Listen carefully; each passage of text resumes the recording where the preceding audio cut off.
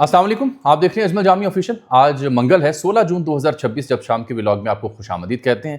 آج کی سب سے بڑی خبر یہ ہے کہ سیکیورٹی حکام نے ایک بریفنگ کا اہتمام کیا جس میں اہم ترین صحافی، اینکرز، یوٹیوبرز یہ موجود تھے۔ اس بریفنگ میں ایک تو جو آزاد کشمیر کی صورتحال جوائنٹ ایکشن کمیٹی، اس پر بڑی کھل کے گفتگو ہوئی ہے۔ کیا اس کمیٹی سے دوبارہ مذاکرات ہوں گے؟ کیا اس کمیٹی کے خلاف کریک ڈاؤن ہونے جا رہا ہے؟ کیا الیکشن ہو پائیں گے آزاد کشمیر میں؟ اس کا حل کیا ہے؟ کالعدم کیسے قرار پائی یہ کمیٹی؟ یہ سوال اور ان کے جواب آئے۔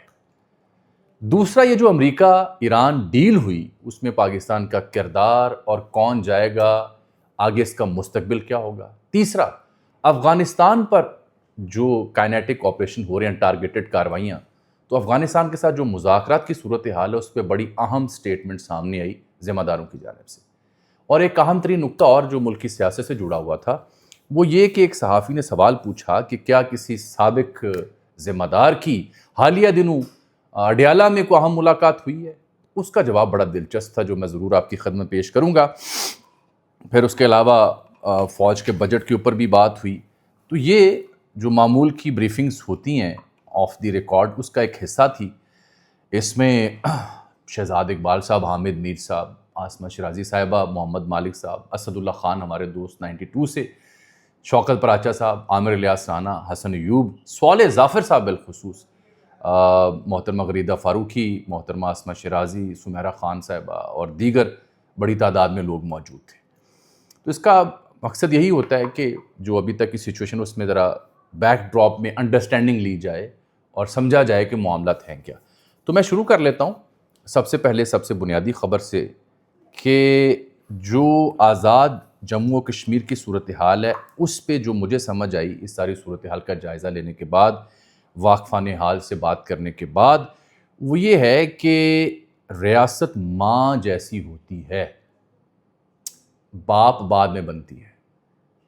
تو تاثر یہ ہے کہ شاید اب باپ بننے کا وقت ہے اس صورتحال کو ڈیل کرنے کے لیے۔ اور اس میں ہمارے کچھ صحافی دوستوں نے بڑے کھل کے وہاں سوال کیے، بالخصوص سمر عباس صاحب، ان کا تعلق مظفر آباد سے، صورتحال کو بہت بہتر سمجھتے ہیں، ناچیز کی بھی ایک رائے رہی۔ اور عاصمہ شیرازی صاحبہ نے بڑی بات کی۔ تو انہوں نے جو سپریم کورٹ آزاد کشمیر کی حالیہ آبزرویشن ہے، ذمہ داروں نے اس کا حوالہ بھی دیا، اور یہ کہا کہ مذاکرات جو ہیں یہ تو حکومت کا کام ہوتے ہیں، لیکن یہ اسٹیبلش کیا گیا، ایک ویڈیو بھی چلائی گئی راولہ کورٹ کی، جہاں پہ ایک پولیس اہلکار کے ساتھ جو زیادتی ہوئی، اس کا سینہ چاک کیا گیا۔ تو وہ عوامی جذبات یا جو وہاں پہ طوفان بدتمیزی تھی یا ظلم و بربریت تھی، اس کا ایک تاثر دینے کی کوشش کی گئی۔ بڑا افسوسناک وہ واقعہ تھا، دل خراش واقعہ ہے، وہ دکھا کے بتایا گیا کہ دیکھیں یہ صورتحال ہے کیا۔ اور یہ تاثر ملا کہ ایز ایف یہ کوئی فورن ایجنڈے سے ڈریون صورتحال ہے، اس کے پیچھے فورن فنڈنگ ہے اور بھارتی ہاتھ ہیں اس کے اوپر۔ اور پھر ریاست کے بارے میں یہ اطلاع ملی کہ وہ کنونسڈ ہے کہ یہ سرٹن ایجنڈا ٹو کر رہی ہے۔ دلیل یہ دی گئی کہ 38 میں سے 36 مطالبات تو پورے ہو چکے تھے، اور مذاکرات کرنے والی جو کہانی تھی اس پہ کہا گیا کہ یہ حکومت کا کام ہے۔ کالعدم کیوں قرار دی گئی ایک عوامی تحریک، اس کے اوپر یہ سمجھ میں آئی معاملہ کہ ثبوت انف تھے، اس لیے کالعدم قرار دیا گیا۔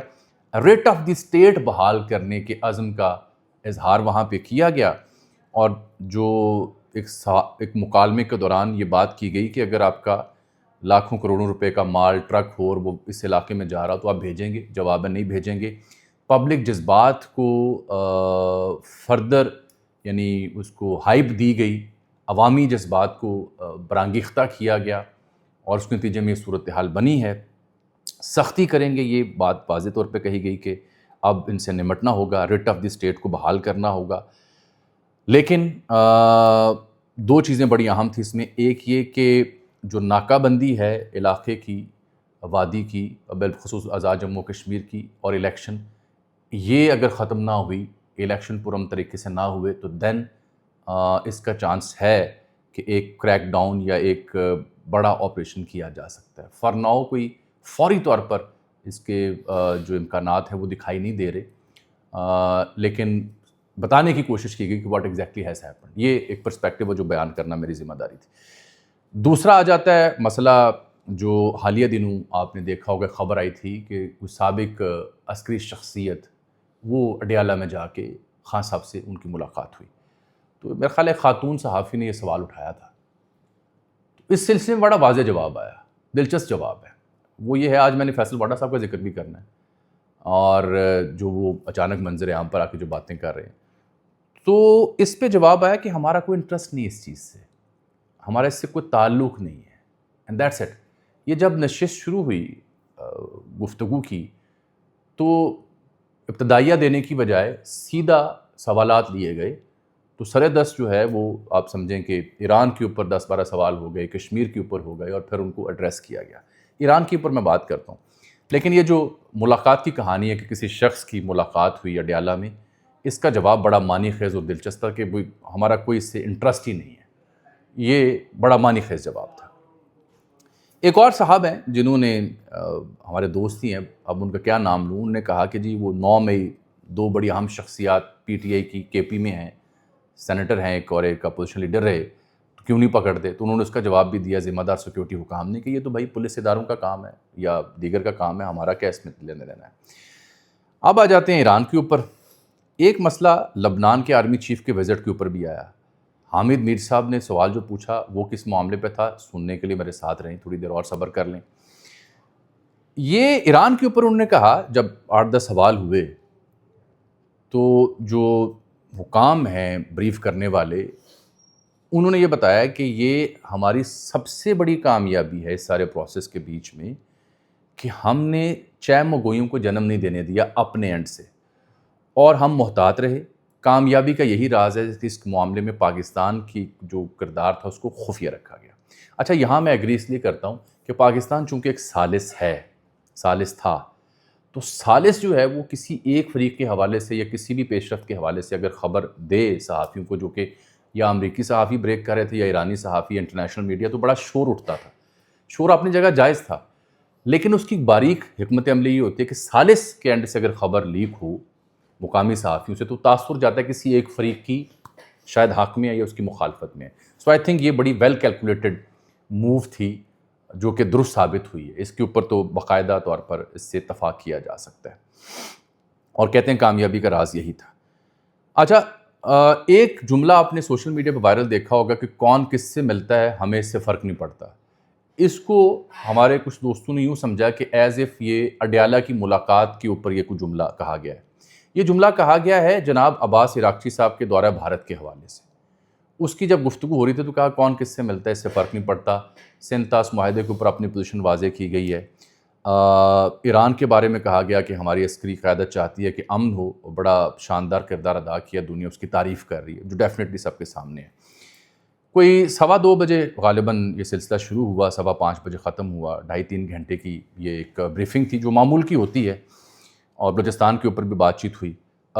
جناب میر صاحب نے غالباً افغانستان کے اوپر گفتگو کی، اور وہاں پھر ایک فوٹیج دکھائی گئی کہ ٹارگیٹڈ آپریشن کیسے پاکستان کر رہا ہے دہشت گردوں کے ٹھکانوں کے اوپر۔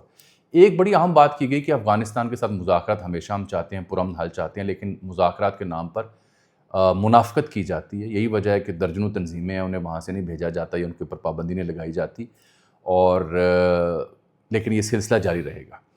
لبنان کے اوپر بڑے سینئر صحافی نے بڑی اہم گفتگو کی، ان کے آرمی چیف کا جو حالیہ دورہ ہے کہ یہ کس کانٹیکسٹ میں، کیونکہ یہ بڑا حساس موضوع ہے نا کہ لبنان کے اوپر جو اسرائیلی جارحیت ہے اس بیچ میں ہم دیکھتے ہیں کہ ان کے آرمی چیف آتے ہیں، تو بتایا گیا کہ ان سے تو دہائیوں پرانے تعلقات ہیں، وفود کی سطح پر بات چیت ہوتی رہتی ہے، کچھ چیزیں پبلک ہوتی ہیں، کچھ نہیں ہوتی، تو واقعتاً بحرین اور دیگر ممالک کے جو عسکری حکام ہیں پاکستان وہ آتے رہے ہیں۔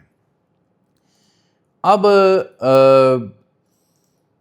ایک مدعا اور وہاں پہ زیر بحث آیا جو میرا خیال ہے شاید شہزاد اقبال صاحب نے بات کی بجٹ کے حوالے سے دفاع کے اوپر، تو اس کی کیلکولیشن کر کے معلوم ہوا 17% ہے، تو اس کا موازنہ بھارت اور ضروریات کے ساتھ کرنے کے بعد اس کا جواب وہاں پہ دیا گیا۔ سمجھ مجھے یہ آئی کہ ایک تو فوری طور پر جوائنٹ ایکشن کمیٹی کے ساتھ مذاکرات کی کوئی امید نہیں ہے، دوسرا ریاست ماں کے بعد باپ بننا چاہتی ہے صورتحال کو ڈیل کرنے کے لیے، تیسرا کسی حد تک سیاستدانوں کے لیے مارجن چھوڑا جا رہا ہے، کیونکہ میری اطلاع بھی یہی ہے کہ انگیجمنٹ ہے، سیٹوں کے معاملے کے اوپر وہ نصف کر کی جا سکتی ہیں، پرامن حل اس کا سب سے شاندار طریقہ ہے، مذاکرات اس کا حل ہے، چاہے جوائنٹ ایکشن کمیٹی ہو، ریاست و حکومت ہو۔ میری بحیثیت مہاجر یہی گزارش ہمیشہ رہتی ہے کہ بات ہاتھ سے نہ نکلنے دیں، بات قابو میں کریں، مذاکرات کے ذریعے بات کو حل کریں۔ اس میں جو کشیدگی ہے مزید بڑھتی ہے تو دیٹ ول بی ڈیزاسٹرس، کیونکہ کریک ڈاؤن کی نوبت نہیں آنی چاہیے، یہ خود ہمارے دوستوں کو وہاں سمجھنا چاہیے۔ بارکیف اب آ جاتا ہوں میں دوسرے معاملے کے اوپر۔ اس میں انٹرنیشنل صحافی بھی تھے، بی بی سی اور رائٹرز وغیرہ کے لوگ بھی وہاں پہ موجود تھے۔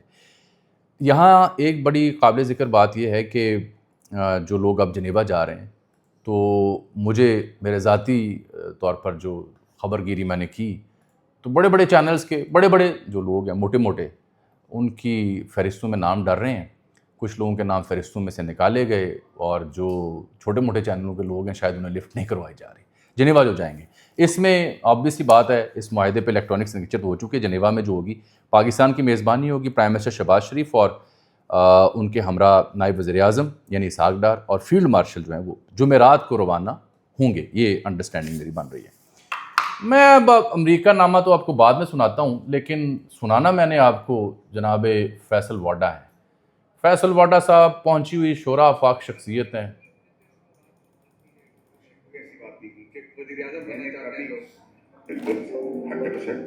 سنیے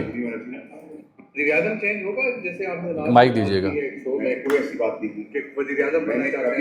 میں آپ کو دوبارہ سناتا ہوں، میں آپ کو جناب علی اس کا اہتمام کر کے سناتا ہوں کہ یہ کیا فرما رہے ہیں، دیکھیے گا۔ کوئی شک نہیں ہونا چاہیے جو باتیں میں نے وزیر اعظم چینج ہوگا، جیسے آپ نے رات کو بات کی ہے، میں نے کوئی ایسی بات نہیں کی کہ وزیر اعظم بننا چاہتے ہیں لوگ، بالکل 100%، اس میں کوئی شک نہیں ہونا چاہیے۔ جو باتیں میں نے کی ان باتوں کے اندر جو بات میں اگر غلط بات کر جاؤں گا، کوئی نقصان کر جاؤں گا، کسی کا زیادتی کر جاؤں گا، میں کیمرے میں کھڑے کے سامنے بیٹھ کر معافی مانگوں گا، چاہے وہ بڑے سے بڑا آدمی ہو چھوٹا آدمی۔ مجھے شرم بھی نہیں ہے اس چیز کے اندر کہ میں نیچا ہو جاؤں گا اگر میں نے غلطی کی۔ آپ لوگوں سے کبھی غلطی جوانی میں ہوتی تھی تو معافی مانگتا، تو آج آپ لوگ بھائی دوست بن کے بیٹھے ہیں، آج میں غلط کروں گا، آپ مجھ سے سوال کریں گے، میں جواب دوں گا، نہیں دوں گا۔ یہ سب چیزیں آدمی ٹائم کا سیکھتا ہے۔ سر میرا کسی سے ذاتی جھگڑا نہیں، بٹ میں یہ کہانی ان کی میں جان کے سنانا چاہ رہا ہوں آپ کے پاس ایک بڑی چیز پریڈکٹ کر رہا ہوں کہ دیکھیں جی، مجھے آئندہ سیاسی منظر میں آگے کل پرسوں نہیں مہینوں میں سنتے جائیں، یا تو سب ایک کنٹینر میں نظر آ رہے ہیں، سب ایک یا کنٹینر، سب ایک کنٹینر کے اندر نظر آ رہے لو جی ہیں۔ اس جملے کو یہی باندھ دیں، اس جملے کو آپ مان لیں۔ آگے میر صاحب کے شو میں تھے، پاکستان کے 4 صوبے ہیں، ایک سی ایم جو ہے وہ پی ایم بننا چاہتے ہیں، ایک سی ایم پی ٹھیک ہے، دوسری صوبے کا جو سی ایم ہے وہ دوسرے ٹکٹ پہ دوسری پارٹی کے ٹکٹ پہ کنٹینیو کرنا چاہتے ہیں، ٹھیک ہے، دلچسپ تیسرے گفتگو صوبے ہے۔ کا پرانا سی ایم نئے سی ایم کو نکالنے کے چکر میں، اور ایک سی ایم جو بہت عرصے سے چل رہا ہے اس کو ہٹانے کے لیے ایک اور بندہ اپنے آپ کو پیش کر رہا ہے، ٹھیک ہے۔ اب مسئلہ یہ ہے کہ ان سب کو یہ اندازہ نہیں ہو رہا کہ ان سب کی کرپشن کی داستانیں، اسکینڈلز آنے، ذاتی ویڈیوز کے اسکینڈلز آنے، سب کی فورینسک کے، اس میں سے جس کو پتہ ہے، جس کے لیے بات کرو آپ کو سمجھ آ رہی ہے، ذاتی اسکینڈلز بھی آنے۔ یہ ایک اور شاہکار سن بات لیں۔ رہے کہ عاصم منیر صاحب ہی ہیں جنہوں نے یہ سارا ایگریمنٹ ٹائپ بھی اپنے لیپ ٹاپ کو خود ہی کیا، تو اس میں کوئی دو رائے نہیں ہونی چاہیے کہ فون بھی وہی کرتے تھے، بات بھی وہ کرتے تھے، جنگ رکواتے بھی یہ ایران امریکہ معاہدے کی رکواتے تھے۔ ایک جھلک جو ہے وہ میں قادر پٹیل صاحب کی بھی سنا دیتا ہوں آپ کو، وہ سنیے گا۔ آپ نے تنخواہ دار یہ بڑا شاندار جملہ ہے۔ 39,000 سے 41,000 کر دیا، تو سر ساتھ میں ان سب کو ایک ایک الماری ایک تجوری بھی تو دے، اتنا پیسہ ہی لگے اللہ گا۔ اکبر۔ یہ جو خزانہ جمع کریں گے اس دور میں، تو ان سارے ملازمین کو، سرکاری ملازمین۔ صحیح ہے جی۔ اب فیصل واڈا صاحب، فیصل واڈا صاحب اچانک منظر عام پر آتے ہیں، یہ گفتگو کرتے ہیں اور چارج شیٹ کرتے ہیں یہ بات کہ کنٹینر پہ یا سب ہوں گے یا سب کنٹینر کے اندر ہوں گے۔ میں نے کوشش کی تھی واڈا صاحب تشریف لائیں، امید ہے جلد آ جائیں گے۔ ایک صاحب نے ٹویٹ کے اوپر لکھا ہوا تھا نام لیے بغیر کہ نوٹس لے لیا گیا ہے، اب شاید وہ ٹی وی چینلز پہ نظر نہ آئیں نام لیے بغیر۔ میری اطلاع یہ ہے کہ وہ میرے خیال آج بھی ٹاک شو کریں گے، کل بھی ان کی بکنگ ہے۔ لیکن میں نے منیر فاروق صاحب کو سنا، وہ بھی بڑے بااثر اور ویل کنیکٹڈ صحافی ہیں، وہ کہتے ہیں فیصل واڈا صاحب کے بارے میں لوگ کہتے ہیں کہ انہیں اسٹیبلشمنٹ لانچ کرتی ہے، یہ بہت یعنی ایک پرانی بات ہے۔ درست نہیں ہے یہ بات. وہ اسٹیبلشمنٹ کے قریب ضرور ہیں لیکن جو باتیں کرتے ہیں وہ اسٹیبلشمنٹ کہنے پر نہیں کرتے, وہ ایک آزاد شخصیت ہیں, ذاتی رائے ان کی ہے. یہ منیر فاروق صاحب کا تبصرہ ہے. منیر فاروق صاحب نے یہ بھی بتایا کہ ان کی دانست میں سی ایم پنجاب دوبارہ سی ایم پنجاب بن سکتی ہیں اور شہباز شریف صاحب دوبارہ پی ایم بن سکتے ہیں. یہ ان کی تشخیص ہے, باقی کہتے ہیں اللہ بہتر جانتا ہے. میں اس ساری صورتحال جو باڈا صاحب بات کر رہے ہیں, اس صورتحال کو ایک صحافی کے طور پر یوں دیکھتا ہوں کہ جناب سہیل وڑائے صاحب کا کالم, پھر جناب نصرت جاوید صاحب کا کالم, اور واڈا صاحب کی حالیہ گفتگو کے اوپر انہوں نے ایک ٹویٹ کر رکھا ہے انگریزی میں, ہور چوپو, اس میں ایک لفظ لکھا ہوا ہے.